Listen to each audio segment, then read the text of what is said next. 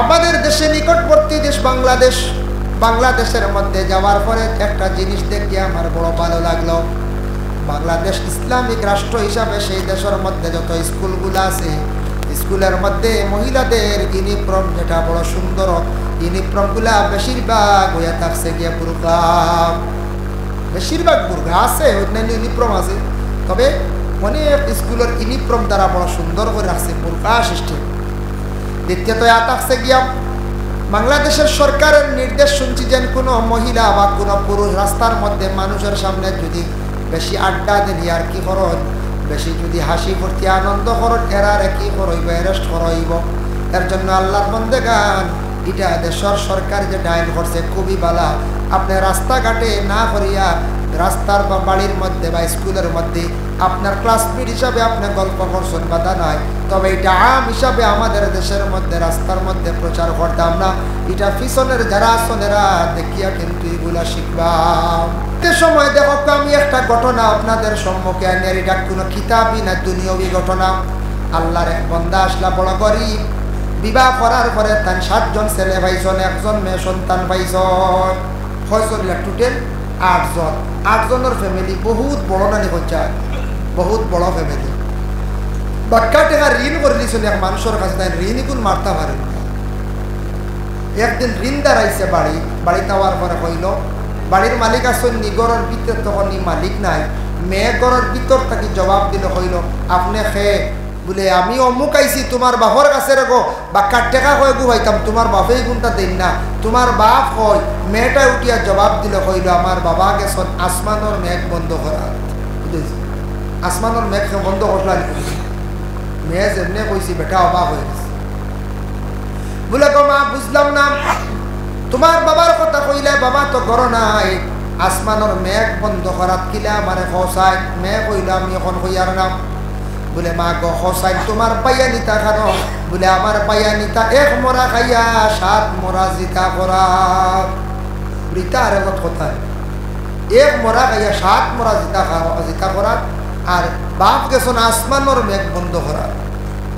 মা গো তুমি তুড়াও আমার দিকে আসো, চাই তোমার কাছে ভালো করে জানতে চাই। মেয়ে কইল আমি যদি তোমার দিকে যদি অগ্রসর হয়, আমরা 10 জন মানুষ বিপদগ্রস্ত হইব, জবাবদিহি হইব। বলে মা গো বুঝলাম না, 3 খান কথা কইলাই, ইটা কথার অর্থ আমি বুঝছি না, আমার তোরা বাঙ্গিয়া খাও।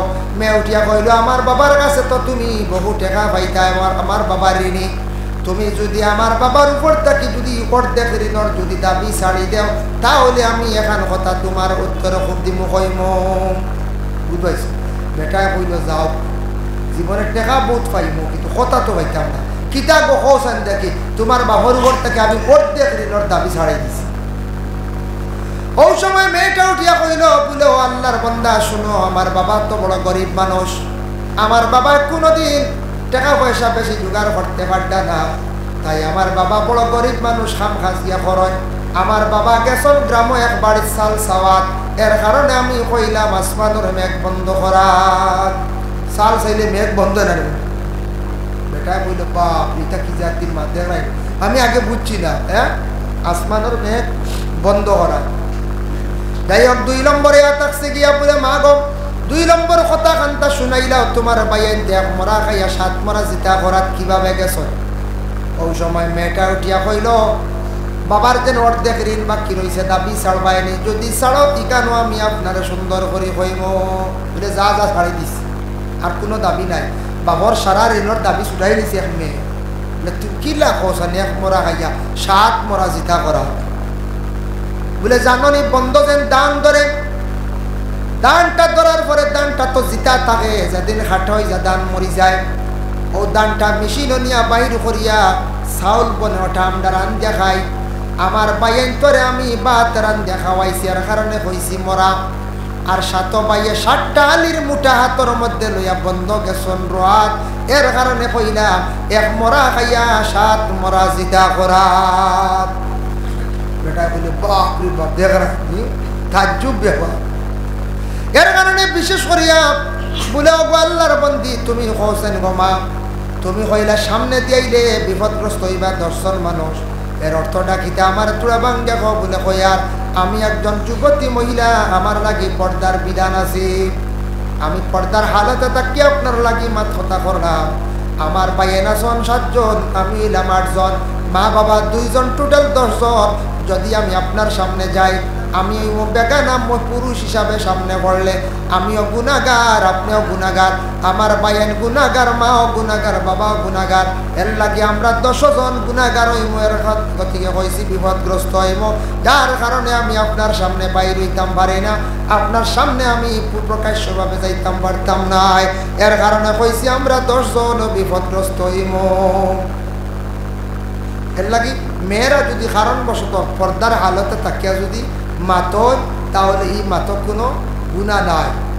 পর্দার হালতে প্রয়োজনীয় মাতিতা জরুর পড়ে গেছে, বাইরে এক মানুষ আসছেন, আসার পরে এই মহিলায় তার প্রয়োজনীয় দরকারে 2-1 মাত্র উত্তর দিছ, জায়জ আছে, কোনো অসুবিধা না। সেও নাই গতিকে আর বাড়ির যদি এলাকাও থাকেন না, তাহলে কোনো বাধা নাই, মাতিতে পারবা, প্রকাশ্যভাবে বাহির হইতা না। আল্লাহর বন্দেগানের জন্য আবার আল্লাহ পাক রব্বুল আলামিন তার নবীরে জানাইলাম, তার নবীরে কইলাম, নবী হটির কিয়ামতের দিনে আযাবের কথাইতা মানুষে বিশ্বাস করতো না। দেখছেন না আমাদের দেশে কিছু মানুষ আছে টাকা ঋণ নিব, নেওয়ার পরে আর বিলকুল দিবার কথা খেয়াল নাই। আওলাদ আনুন না কিছু মানুষ, আওলাদ আনাত গেলা আর হইল অমুক দিন দিলেন বাদে আর দেওয়া দেবীর মাত নাই। এগুন দেওয়া লাগবে না, না এগুন দেওয়া লাগবো কিয়ামতের দিন। দুনিয়ার দিছি না, বাঁচি গেছি বাবা। আমরার দেশ ওইটা একবারে আম রেওয়াজ হয়ে গেছে গিয়া, অন্যর হক খাইতে আমরা ভয় করি না। মানুষের কাছ থেকে টাকা কোনো দিন গেলা আমানত, কিন্তু আমরা যাওয়ার পরে সেই টাকাটা আমরা ঘুরাইয়া আমরা দিই না। ভাই মুসলমান মানুষ কোন কারণে যায় আওলাদ করা? তো কারণে যায় যখন মানুষ বিপদগ্রস্ত অসহায় হয়ে যায়, ওই সময় মানুষ দৌড়াইয়া আর ধনী মানুষের কাছে দাঁড় নয়, মানুষের কাছে যায় কোন কারণে বলে টাকা তুড়া গিয়ে আমি ঋণ করিয়া আনি, আওলাদ করিয়া আনি, আনলে কি তো হইব বলে আমার বিপদ খান থেকে উদ্ধার হইল। কিন্তু বিনিময়ে আমরা কি করতাম? টাকাটা জিন্দগির মধ্যে ঘুরাইয়া দিলাইতাম। যদি দেই না তাহলে কিয়ামতের দিন আমরা দিতে লাগবো।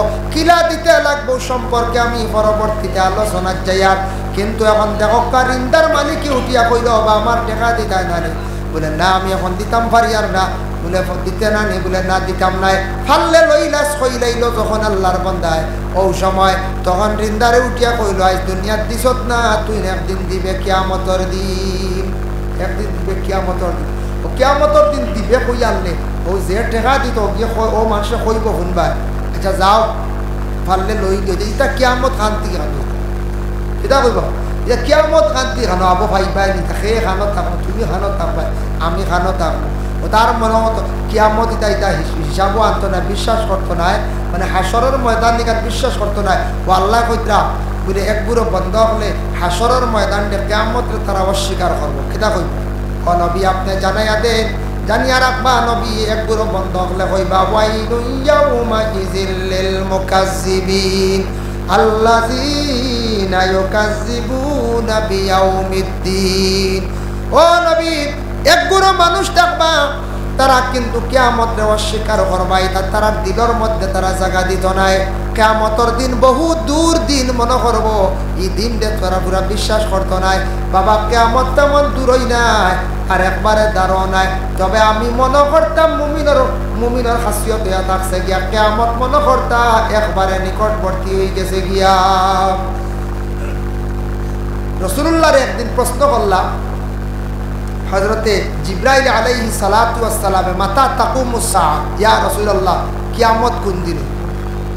রাসূলুল্লাহ ফরমান কিয়ামত কোন দিন হইব খোয়া আমার পক্ষে সম্ভব নাই, আমি তবে কিয়ামতের কিছু আলামত হইতাম পারবো। ইজা রাআইতাল হুফাতাল উরা, কিয়ামত সম্পর্কে কিছু আলামত হইমু। বলে ইয়া রাসূলুল্লাহ কিতা আলামত কিয়ামতর? বলে ওলা এক সময় আইব মানুষ নেঙ্গা হালতে জমিনে চলবা, মানুষের কাপড় থাকবো, গার মধ্যে কাপড় লাগাইল থাকবো, কিন্তু কাপড় লাগাইল থাকলেও বুঝা যাইব এরা নেঙ্গা হালত, মানে শর্ট কাপড় বেশি পিন্ধিবা। শর্ট কাপড়ের দ্বারা শরীরের পুরা অঙ্গর মাপ পাওয়া যাইব, এর কারণে এটা হইল গিয়ে আলামতে কিয়ামত। এখন তো আমরা দেশের কাপড় শর্ট বার হয়েছি না হয়ে যায়, মা বোন অকলর মহিলা অকলর শর্ট কাপড় বাইর হয়েছে আর পুরুষের ওলা বাইর হয়েছে।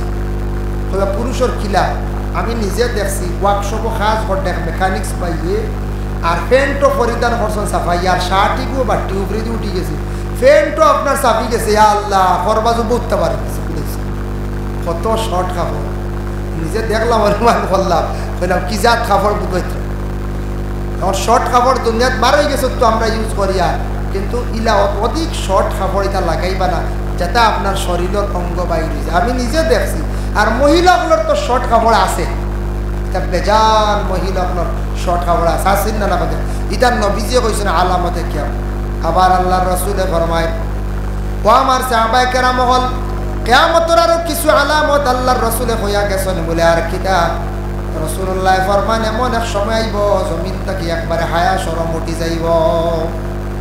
উঠি যাইব জমিন থেকে মানুষে বিলকুল শরম কি জিনিস বুঝতো না এর লাগি মানুষের শরম কি জিনিস বুঝতো না শরম মানুষের কাছ থেকে উঠি যাইব উঠতে উঠতে ওলা শরম উঠিব দেখবাই আওলাদে বাফর লাগি বিলকুল সে জীবনে শরম করতো নাই এখন কোর যুগ এখন কোর সময় দেখা যার বাবা ইলাসন অনেক আওলাদ হলে বাবার কাছে শরম করতে না অনেক মহিলা হলাসন মার কাছে বাবার কাছে শরম বিলকুল রাখরা না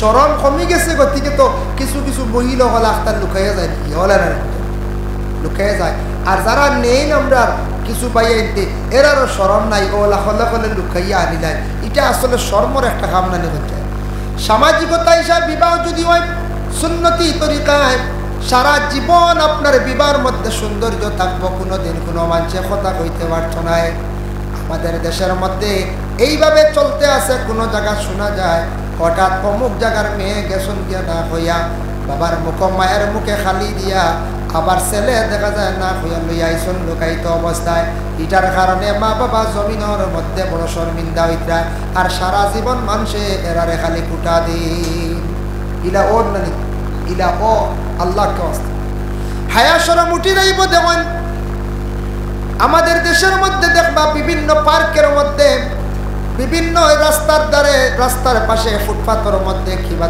কলেজ ইউনিভার্সিটি যখন ছুটি হয় রাস্তার মধ্যে দেখবা অধিকাংশ যুবক ছেলেরা যুবতী মহিলারা রাস্তার মধ্যে আড্ডা দিতরা হাসি ঠাট্টা খড্ডা এটা কিন্তু বড় নিন্দনীয় কাজ এটা বালানো হয়েছে বলে না আজকে কলেজের ছাত্র যারা আসেন ইউনিভার্সিটি পড়াশোনা খড্ডা এক ছেলে এক মেয়ে তার ক্লাসমেট কথাবার্তা খড্ডা করছেন আপনার প্রয়োজনে আপনি বাউন্ডারির ভিতরে স্কুলের এরিয়ার ভিতরে করেন এটা যদি বাইরে যদি এইভাবে যদি গল্প করেন বাইরে যদি এইভাবে যদি বেশিরভাগ যদি তাই এইভাবে এটা প্রচলন করেন পিছনের জেনারেশনের যারা আছে এরা দেখিয়া তারা কি করবা পরে আল্লাহর বন্দেগান ছোট ছোট বাচ্চারা দেখিয়া তারা শিখবা এর লাগি আমার অনুরোধ কলেজ ইউনিভার্সিটির যারা বাইন বনিনতে পড়িতরা রাস্তার মধ্যে মুরব্বী মানুষ দেখছেন রাস্তার মধ্যে আলিম হল দেখছেন শিক্ষিত মানুষ দেখছেন মাস্টার হল দেখছেন এরারে আপনি কি করেন ফলো করত বাইরের সামনে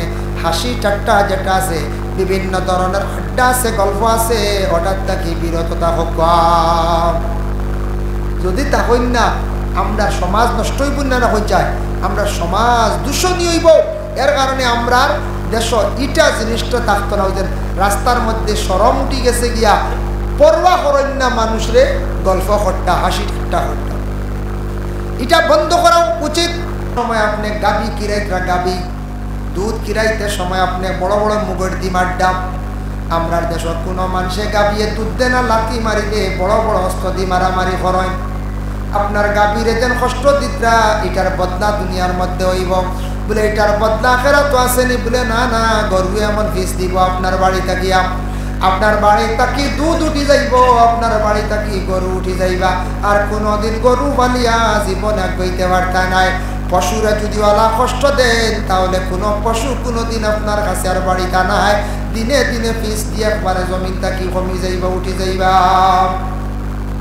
এর লাগি হাইওয়ানটা কষ্ট দিতাম না পশুরে কষ্ট দিতাম না ইতার বদুয়া লাগে আর মানুষের বদুয়া লাগবো সময় মানুষে যে সময় মানুষে সাতাইব হয়তো রাস্তা নিয়া হোক কোনো গাছপালা নিয়া হোক এগুলো আমরা আল্লাহকে বাস্তে দয়া করি আমরা কি করতাম খাটিতাম আমার লগর বাইরে সুবিধা করিয়া জমিনও আমি দিতাম মাত বুঝা যান জি মাঝে মাঝে আমরা অতালিয়ে ফসা দেয় না করছে এই কবে খাটতাম দিতাম লাগে খাটা দেয় বুঝাইছো নিবা এর লাগে কইবা গুড়িও ন গুড়ি নইলে কি তৈছে আগ তো গেছে কিনা বেঠার বাড়ির গুড়ি কি আগর মালিক তো আপনি দুই ভাই আসলা বড় আড়ুয়া বাইয়ের মধ্যে কোনো সময় কিছু এক ভাই সুজা সরল থাকো তখন না তো দুইও ভাইয়ে বাবার সম্পত্তি বাটা আরম্ভ করছে তো শিয়ান এক ভাই আর এক ভাই কিছু আড়ুয়া মুখা শিয়ান ভাইয়ে কইল আড়ুয়া বাইরে বলে বাইরে ও ভাই চলো বাবার সম্পত্তি বাটিলাই বলে ঠিক আছে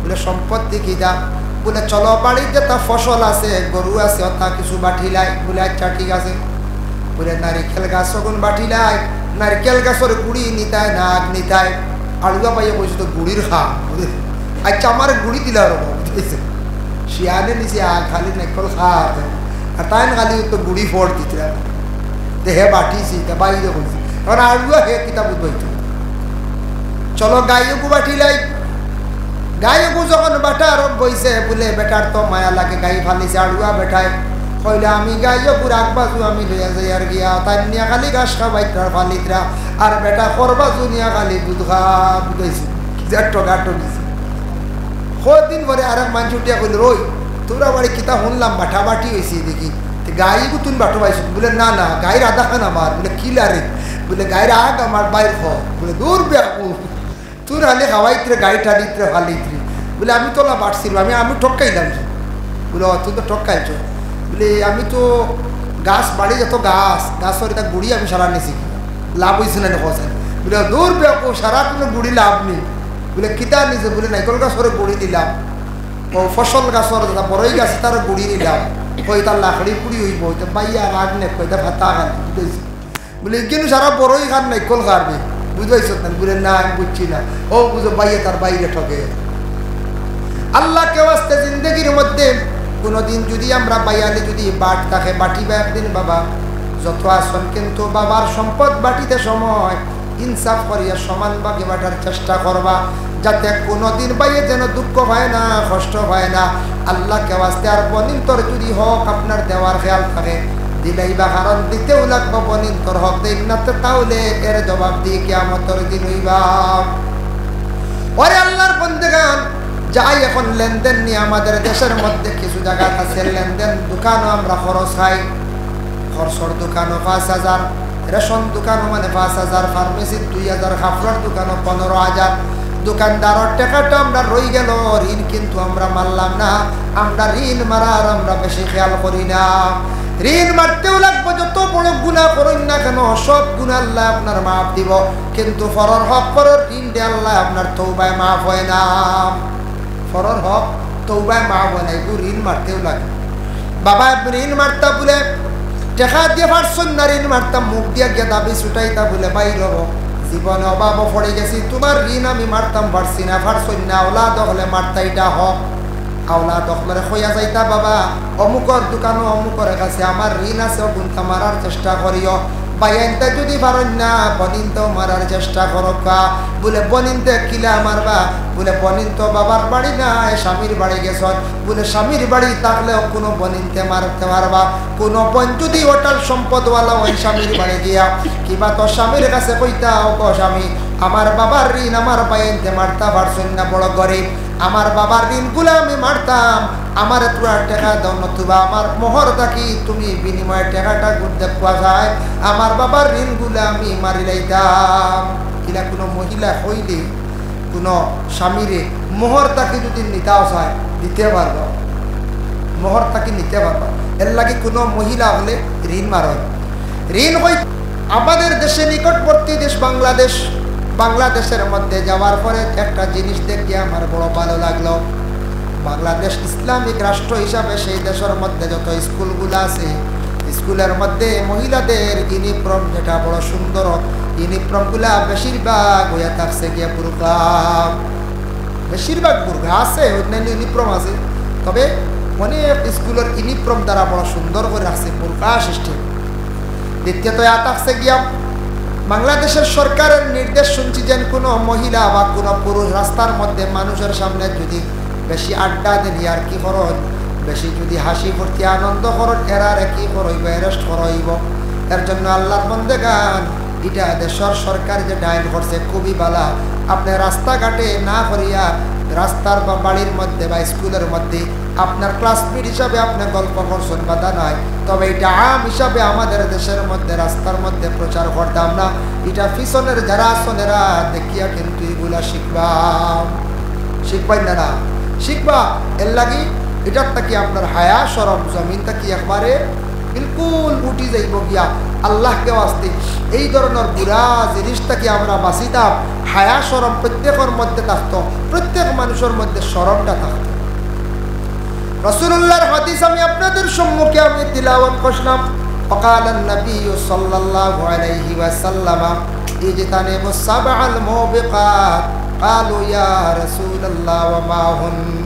আল্লাহ রাসূল ফরমায় 7টা জিনিস থেকে তুমি তার বাঁচার চেষ্টা করিও, যে 7টা জিনিসে তোমাদের রে হালাক করব, বরবাদ করি লাইব। 7টা জিনিসে তোমাদের রে হালাক করব। সাহাবায়ে কেরাম বলে ফরমান ইয়া রাসূলুল্লাহ 7টা কিতা কিতা? আল্লাহ রাসূল ফরমায় কালা শিরকু বিল্লাহ, আল্লাহরে তুমি তার শরীক করিও না। আল্লাহরে শরীক করিও না মানে শিরকি গুনাহ তুমি তার লিপ্ত হইও না। এর লাগি মুশরিকদের দোয়া সবে বরাতর রাইতো কবুল না। মুশরিক কারে বলে?